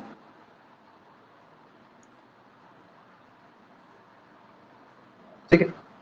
अब मैंने क्या कहा, सपोज के लिए इसका रेजिस्टेंस Z1 है, इसका Z2 है और आपके पास Z3 है। ये मैंने क्या ले लिया, कोई लोड ले लिया, ठीक है। ये क्या है जरा बोलो, एक लोड है जिसका रेजिस्टेंस मैंने क्या बोल दिया, RL बोल दिया। इसको मैंने बोला एलिमेंट A और B बोल दिया, ठीक है। सपोज के लिए इसमें करंट इस सोर्स की, अब जरा देखो ध्यान लगाने वाली बात क्या, जरा देखो, सपोज के लिए ये एलिमेंट है, ये सोर्स है, इस सोर्स से इसमें सपोज के लिए करंट कितनी फ्लो हो रही है, IAB, क्या फ्लो हो रही है जरा बोलो, IAB। देखो एक पॉइंट पर, अब जरा सुन लो पहले, सुन लो बाद में नोट करना। देखो ये सोर्स है और इस पॉइंट पे मैंने करंट देखी, कितनी आई, IAB आई। ये थ्योरम क्या कहती है, अगर आप क्या करो, इसका उल्टा कर दो, मान लो क्या करो, यहां करंट देखो और सोर्स को यहां रख दो, तो भी करंट की वैल्यू में कोई फर्क पड़ने वाला नहीं है। मतलब अगर मैं इसी नेटवर्क को ऐसा बनाता, जैसे मैंने ये Z1 ऐसी रखा है, सुनना जरा, हाँ ये सारी थ्योरम आपके पास, मैंने क्या करा, इस नेटवर्क यहां देखने की कोशिश करी और आपके पास यहां क्या कर दिया, आपके पास इसको यहां रख लगा दिया, ठीक है। जब इसको जैसे आप यहां लगाओगे तो क्या आएगा जरा देखो, आप इस यहां करंट देखो, आपने सोर्स को पलट देना है, ठीक है। मैंने आपके पास यहां लगा दिया Z2 और यहां लगा दिया आपके पास क्या क्या है, सोर्स, इसको मैंने क्या बोला आपके पास प्लस माइनस इवन, और ये आपके पास इंपेडेंस कितना है, Z1, ठीक है, Z3। तो इस स्टेटमेंट का बड़ा सिंपल सा आपके पास वो है, ठीक है, कि जब आप सोर्सेस को पलट दो, सोर्सेस को मैंने पलट दिया है, इसका ये इंपेडेंस कितना, ये आ रही है, ठीक है, इसको लिखना चाहो यहीं पर लिख लो, नहीं भी लिखना चाहोगे चलेगा, ठीक है, आर जो भी लोड रेजिस्टेंस, आर लिखा है क्या, हाँ Z1 Z2 आर लिखा। अब जरा देखो, अब मैंने करंट कहां देखी, यहां देखी, ये A है, ये B है, ठीक है। देखो मैंने पहले सोर्स कहां कंसीडर किया था, यहां, और करंट कहां देखी, दूसरे एंड पर। फिर मैंने क्या, जरा देखो, जिस एंड पे मैंने सोर्स लगाया था, सोर्स वहां से हटा दिया और कहां लगा दिया जरा बोलो, दूसरे एंड पर, और मैं करंट कहां देख रहा हूं, इसका क्रॉस देख रहा हूं। ये जो करंट आएगी इसको मैंने बोल दिया I डैश, आपके पास इसको बोला A डैश B डैश बोल दिया, करंट को क्या बोल दूंगा फिर जरा बोलो, I A डैश और B डैश। ये थ्योरम क्या कहती है कि जो करंट होती है वो सोर्सेस को जब हम आपके पास इंटरचेंज करते हैं, जब सोर्सेस को क्या करते हैं, इंटरचेंज करते हैं, तो चेंज करने की वजह से जब एक पॉइंट से दूसरे पॉइंट पर, एक पर सोर्स होता है दूसरे पर करंट देखते हैं, फिर हम क्या करें, अगर वही कंडीशन उल्टा कर दें, दूसरे पे सोर्स लगा दे और पहले पे करंट चेक करें, तो करंट की वैल्यू में क्या आती है, सेम आती है, करंट की वैल्यू में कोई चेंज नहीं आता है। यही रेसिप्रोसिटी थ्योरम है, ठीक है। IAB इक्वल टू आपके पास क्या, I डैश आपके पास क्या, B डैश, ठीक है, ये ध्यान में रखना। पहले एक एंड पे सोर्स लगाओगे, दूसरे एंड पे करंट देखोगे, फिर आपके पास ये जो आपके पास जहां आपने करंट देखी थी उस एंड पे आपने सोर्स को लगाना है और पहले इस एंड पे करंट को देखना है, तो करंट की वैल्यू में कोई चेंज देखने को नहीं मिलता। इसको हम क्या बोलते हैं, रेसिप्रोसिटी थ्योरम, ठीक है। चलो इसमें लिखना, फिर लिखो एनी, इन एनी, अच्छा ये भी ध्यान में रखना, पहले बता दो, देखो पहली बात ये क्या, अच्छा ऐसा दो दो तीन तीन सोर्स के साथ कर सकते हैं या सिर्फ एक सोर्स के साथ कर सकते हैं, एक के साथ तो करोगे, दो दो कैसे करोगे एक साथ में, ठीक है। इसे लिख देना पहली बार, it is applicable only for one source, किसके लिए एप्लीकेबल है जरा बोलो, वन सोर्स, ठीक है, नेटवर्क जिसके बाद कितना सोर्स होता है जरा बोलो, एक, क्योंकि उसी को तो इंटरचेंज करना है यार, एक साथ दो को कैसे करोगे, ठीक है, पहली बात। दूसरा स्टेटमेंट क्या लिखना, in any linear network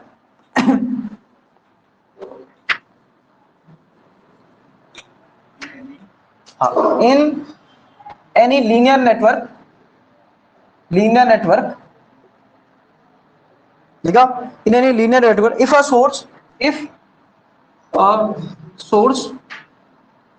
of EMF EMF लिखा, ई लोकेटेड एट वन पॉइंट, ठीक है, produces a current I at the other point, ठीक है। द सोर्स, कॉमा करके लिखना, द सोर्स E, ठीक है। इफ लिखना, if the source E is replaced at the second point, other point मतलब यहाँ पे किससे मतलब है, यहाँ पर अदर पॉइंट की जगह सेकेंड पॉइंट लिख दोगे ज्यादा बेटर रहेगा, ठीक है। Second point, if the E is replaced at the second point, ठीक है, will produces, ठीक है,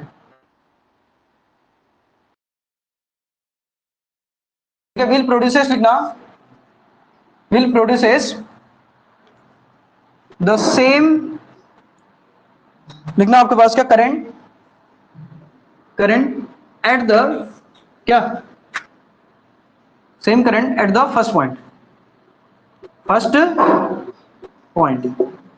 ठीक है, same current I at the first. अरे फिर अगर विल लगा रहे हो फिर इफ क्यों लगाओगे, अरे बाकी इंग्लिश वाले तुम हो यार, तुम जानते हो, वही लिखा है मैंने, एक एंड पे सोर्स लगाया तो दूसरे पॉइंट पे करंट देखो, फिर दूसरे पे अगर आपका सोर्स लगाया तो पहले वाले एंड पे करंट देखो, दोनों की वैल्यू में क्या आएगी, करंट की वैल्यू में क्या आएगी, सेम आएगी, ठीक है। ये स्टेटमेंट आएगा, बोलेगा ये किसका स्टेटमेंट है, बहुत बड़ा है वैसे, आना है नहीं, क्वेश्चन कहां से बनना है, लॉजिक गेट से, या फिर वो आपका छोटा छोटा किरचॉफ के एमसीक्यू बनेंगे, समझ आई नहीं आई बार आपको, अगर नहीं कराया तो इसलिए सब कुछ ये करा रहा हूं। नेक्स्ट लिखो, मैक्सिमम पावर ट्रांसफर थ्योरम। अब ये तो कराना ही पड़ेगा यार, ऐसे कैसे काम चलेगा। नेक्स्ट करो,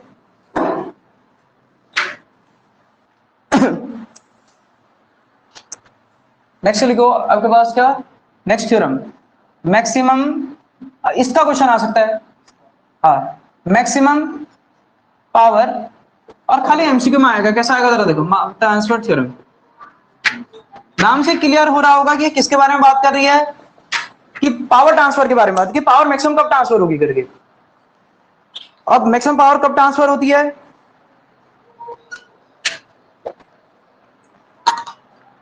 उसकी एक ही कंडीशन होती है कि जब जो लोड का जो रेजिस्टेंस है वो किसके इक्वल हो जाना चाहिए, किसके इक्वल हो जाना चाहिए, इंटरनल रेजिस्टेंस के इक्वल हो जाना चाहिए, जो सोर्स आपने लगा रखा है। समझ आई नहीं आई, देखो मैं बताता हूं आपको, बड़ा सिंपल सा स्टेटमेंट, बहुत डिफिकल्ट नहीं है। मैं ये जो कह रहा हूं ये समझ में तो आ रहा होगा ना कि क्या, ये किसके बारे में बात हो रही करके, बाउंस तो नहीं मार रहे, इसके वेरिफिकेशन कराए जा सकते हैं, काफी जबरदस्त तरीके से पढ़ाया जा सकता है, काफी इंटरेस्टिंग सब्जेक्ट होता है इलेक्ट्रॉनिक्स, लेकिन हमारा वो नहीं है ना काम अभी, ठीक है। अब जरा सुनना फिर, ये मैंने कहा आपके पास ये क्या है, एक लोड है, देखो सुनना, दो तरीके से बताता हूं, दोनों तरह इंपोर्टेंट है। पहले नन्हा सा सर्किट बनाया, ये आपके पास आरएल हो गया, ये आर हो गया, लोड हो गया, इसको क्या बोलते हैं, लोड बोलते हैं, ठीक है। ये सेल का ईएमएफ हो गया, ठीक, ये सेल का ईएमएफ हो गया, ये पूरा सेल हो गया, इसको पूरे को सेल बोलते हैं। इसको हम क्या बोलते हैं, पूरे को क्या बोलते हैं, जरा बोलो, मैंने बना रखे, इसको क्या बोलते हैं हम, सोर्स या फिर सेल, ठीक है, इस तो ऐसे इंडिकेट करते हैं। अब जरा देखो, ये क्या है, लोड, जिसका आउटपुट, अरे लोड मतलब बल्ब लगाओ, टीवी लगाओ, कुछ भी लगाओ, ये है वो, ठीक। अब ये थ्योरम क्या कहती है कि यहां से, अब मुझे बताओ ये चलता किसकी वजह से, इसकी पावर की वजह से, अरे चलता नहीं चलता, इसको चलने के लिए पावर कौन देता है, ये देता है। ये थ्योरम क्या कहती है कि यहां से यहां अगर आप और मैं क्या चाहूंगा, ये कैसे, ये इसको पावर कैसे मिले, मिनिमम मैक्सिमम, मैक्सिमम, तभी तो अच्छा काम कर पाएगा। अरे सुन, अरे बाद में लिखना, पहले समझ लो यार, पहले समझ लो। देखो ये थ्योरम क्या कहती है, ये इसको मैक्सिमम पावर कब मिलती है, जब सर्किट का इंटरनल रेजिस्टेंस, लोड का, सोर्स का इंटरनल रेजिस्टेंस किसके इक्वल हो जाए, एक्सटर्नल रेजिस्टेंस के इक्वल हो जाए। पहला स्टेटमेंट ये, लेकिन यही नहीं है, आगे भी बात है, समझना जरा आगे।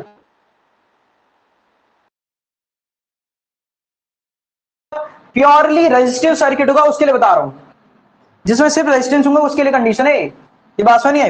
इसलिए क्या कहता है, अकॉर्डिंग टू दिस थ्योरम लिखना, according to this theorem, power transfer from source to load is maximum only when the internal resistance of source is equal to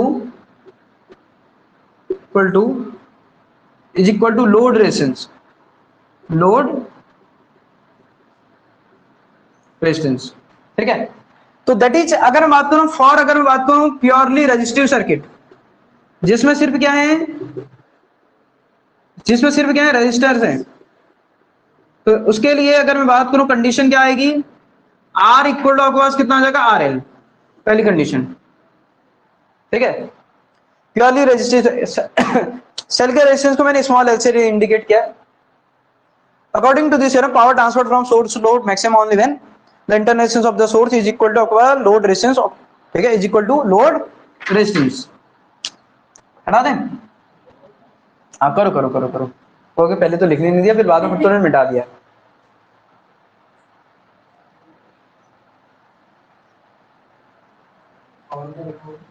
कहां पर, फॉर प्योरली रेजिस्टिव सर्किट, अरे दो बार लिख दिया, फॉर प्योरली रेजिस्टिव सर्किट आना चाहिए था ना, सर्किट, ठीक है।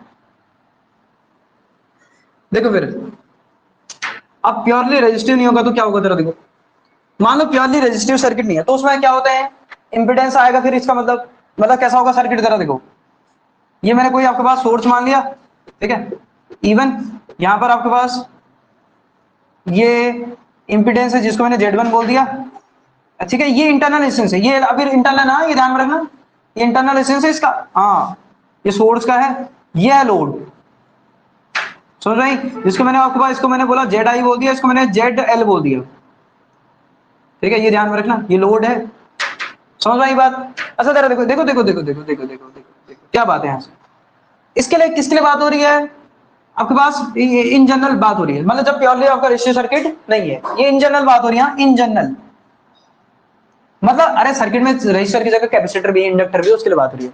अच्छा बताओ जब रेजिस्टेंस होता कितना है, रेजिस्टेंस इन जनरल होता है Z equal to R plus अथवा J इंटू एक्स, किसी भी, सुन लो अब मैं बहुत ज्यादा उसके पे नहीं जाऊंगा, किसी भी आपके पास इन जनरल सर्किट का रेजिस्टेंस क्या होता है, R प्लस J, J क्या है, आयोटा वाला है, आयोटा पता नहीं, आयोटा है, J बोल रहा हूं अलग बात है, लेकिन आयोटा है, आयोटा।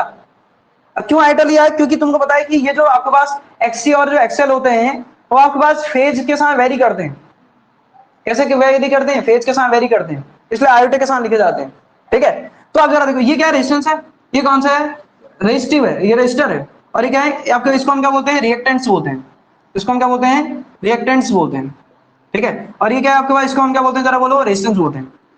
जब मैं बात करता हूं किसके लिए, जरा देखो ZI, ये आपने सब पढ़ रखा है, इसमें कोई बहुत बड़ी बात नहीं, इसको मैं क्या लिखूंगा, RI प्लस क्या लिखूंगा, JXI लिखूंगा, इंटरनल, ये कौन सा रेजिस्टेंस है, इंटरनल, कौन सा है, इंटरनल, ठीक है। अच्छा लोड रेजिस्टेंस अगर लिखूंगा तो क्या लिखूंगा, लोड रेजिस्टेंस अगर मैं लिखूं तो लोड रेजिस्टेंस कैसे लिखा जाएगा जरा बताइए, इसको लिखा जाएगा ZL, Z इक्वल टू क्या लिखा जाएगा जरा बोलो, RL प्लस, अच्छा जरा देखो, हाँ RL प्लस IXL, अभी मैं सिर्फ वैल्यू लिख रहा हूं, वैल्यू ध्यान रखना, ये इनपुट रेजिस्टेंस है, ये क्या जरा बोलो, लोड रेजिस्टेंस है, ऐसे लिखा जाता है, समझ रही बात। अब आती है कंडीशन अकॉर्डिंग टू पावर, अब मैं पूरी मैथ से प्रूव कर सकता हूं, मैथ से नहीं करूंगा, according to power maximum power, according to क्या, मैक्सिमम पावर ट्रांसफर थ्योरम, क्या होना चाहिए मैक्सिमम पावर ट्रांसफर थ्योरम के अकॉर्डिंग, देखो पहली कंडीशन क्या होनी चाहिए, इसके इंटरनल रेजिस्टेंस आपस में क्या होने चाहिए, इक्वल, तभी जाके दोनों इक्वल होने चाहिए, मतलब ये दोनों का मॉडुलस सेम होना चाहिए, ये ध्यान में रखना, यानी कि अगर मैं ऐसा लिख सकता हूं in general modulus of Z equal क्या होना चाहिए, मॉडुलस दिया, ध्यान में रखना, Z आपके भाई क्या होना चाहिए, इक्वल होना चाहिए, लेकिन ये इक्वल होने के लिए कुछ बातें होती है, जरा सुनना, सुनते रहना, मैं क्या कह रहा हूं करके, पहला मैंने ये नहीं कह रहा हूं कि आपस में इक्वल है, क्या होते हैं जरा देखो, पहली कंडीशन यहां से क्या निकल के आती है, पहली जो कंडीशन निकल के आती है, ए जो RI होता है वो आपके पास किसके इक्वल होता है, RL, पहली बात, अभी था ही वो, अभी तो हमने देखा ही। दूसरी कंडीशन क्या निकल के आती है, जो XI होता है यानी कि इनपुट का जो रिएक्टिव आपके पास रिएक्टेंस होता है वो किसके इक्वल होता है, माइनस ऑफ एक्सएल होता है, या आप उल्टा भी लिख सकते हो, जो आपके पास एक्सएल है यह किसके इक्वल होता है, माइनस ऑफ एक्सआई होता है। ये ध्यान में रखना है। ये किस में आता है, मैथ्स से निकल के आता है। ये जब आप पूरी मैथ्स सॉल्व करोगे ये कैसे आएगा, मैथ्स से निकल के आएगा। समझ आई बात। सो अगर मैं बात करूं, सुनना जरा, कभी कभी आपको बोल देगा इनपुट रेजिस्टेंस देखेगा, आउटपुट इंपेडेंस बोलेगा for the maximum power transfer theorem. जैसे मैंने कहा इनपुट रेजिस्टेंस ये है तो आउटपुट क्या होना चाहिए बताओ फिर अब। जैसे मैंने कहा इनपुट ये है, इस ये तो इनपुट की जगह क्या आ जाएगा, मतलब इनपुट ये है ना, ये दोनों तो सेम है, लेकिन इसकी जगह क्या आएगा, माइनस आएगा। समझ में नहीं आई बात, ये ध्यान में रखना। ये दो कंडीशन होती है, एक्सोल और एक्सी में ये कंडीशन होती है, आर में वो कंडीशन होती है। मैं आपको एक क्वेश्चन करा के दे देता हूं, क्वेश्चन करा देता हूं किस टाइप का क्वेश्चन आएगा। समझ में आई बात। इन दोनों में उल्टा साइन होना चाहिए। ये आपके पास क्या है, एक्सेल है, लोड आपके पास क्या, रिएक्टेंट्स। दो लाइन है, ज्यादा नहीं।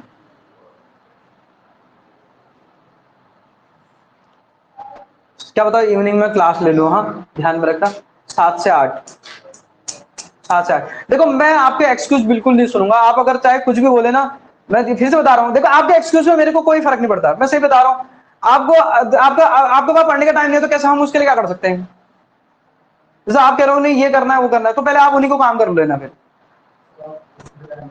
मैं किसी भी टाइम पे ले सकता हूँ ना फिर, लेकिन आप उस समय फ्री हो तो मुझे ये जरूर पता है 7 से 8 कौन सा काम होता है भाई, है 7 से 8 कोई काम होता है क्या। अरे हो गया यार, पूरी पूरी रात अपनी होती है, खाना 10 से 11 भी बन सकता है, क्या बात कर रहे हो यार। सिलेबस पूरा करना है तो ये करना पड़ेगा, आपके एक्सक्यूज में बिल्कुल नहीं सुनूंगा। आपकी बातें जरूर सुनी जाएगी, आपकी भावनाओं का सम्मान किया जाएगा, लेकिन चाहेगा होगा वही जो वो चाहेगा, होगा वही जो वो चाहेगा, ठीक है नहीं। चलो सुना फिर आप क्या कहूं फिर, फॉर द मैक्सिमम पावर लिखो, फॉर द क्वेश्चन लिखना, for the maximum power transfer. अच्छा इसमें एक पॉइंट और लिखाना था यार मुझे, पहले पहले लिख लो उस पॉइंट को, लिख लो बाद में क्वेश्चन लिखना। इसी में सी पॉइंट लिखना, पहले इसमें एक पॉइंट लिख लो, पहले बाद में लिखना, देखो फिर नोट बन जाएगा ना। सुना, इसमें एक और बात, मैक्सिमम कितनी पावर ट्रांसफर हो पाती है, केवल 50% ही कोई भी सोर्स कर पाता, पूरा नहीं कर पाता। हाँ? कितने परसेंट ट्रांसफर होती है, सिर्फ ओनली 50%।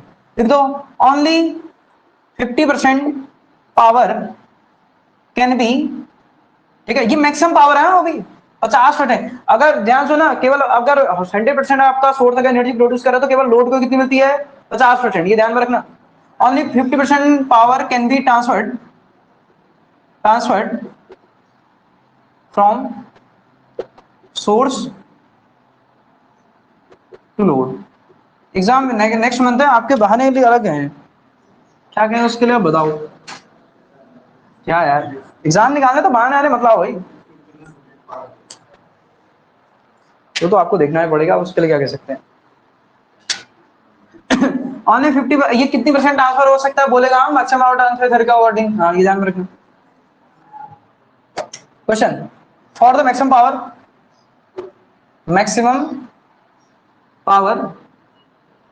ट्रांसफर, ठीक है। अरे मैं चाह रहा हूं जल्दी जल्दी खत्म करके आप अपना रिवीजन करें। For the maximum power transfer ऐसा करेंगे, रुको, for the maximum power transfer theorem, ठीक है, for the maximum power transfer if input impedance, ठीक हो गया, मैं समझ गया क्या चाह रहे हो तुम, हो जाएगा कोई दिक्कत ही नहीं है, मैं तो ऐसे ही चाह रहा हूं। देन फाइंड आउटपुट इंपिडेंस, इसी संडे करेंगे, टेंशन मत लो। अरे उसकी टेंशन मत लो तुम, सब हो जाएगा है। सब अरे पढ़ाई तो हो रही है, हम भी तो पढ़ाई रहे हैं। यहाँ भी तो पढ़ाई करोगे, यहाँ नहीं पढ़ाई करोगे। हाँ भाई बात ही बताएंगे इसका आंसर। कौन सा आएगा? पहला, दूसरा, तीसरा? बताओ भाई, सभी बताओ। पहली बात ये तो सेम होना चाहिए, ये वाला पार्ट तो सेम ही होना चाहिए। और ये किस में होना चाहिए? अगर ये प्लस में लिखा है माइनस में, और माइनस में लिखा तो प्लस में, ये ध्यान में रखना। तो क्या आ जाएगा ये? ये तो अच्छा क्वेश्चन बना दिया मैंने। खासकर वो सिंपल सा बोलेगा कि पावर मैक्सिमम ट्रांसफर कब होती है? जब इंटरनल रेजिस्टेंस किसके इक्वल होता है? एक्सटर्नल रेजिस्टेंस के इक्वल होता है, लोड रेजिस्टेंस के इक्वल होता है। ठीक है, चलिए आज की क्लास यहीं पे खत्म करते हैं। हो सकता है इवनिंग में क्लास हो सकती है, होगी तो नेटवर्क थ्योरी की होगी, आगे को बता देंगे इन्फॉर्मेशन पहले ही।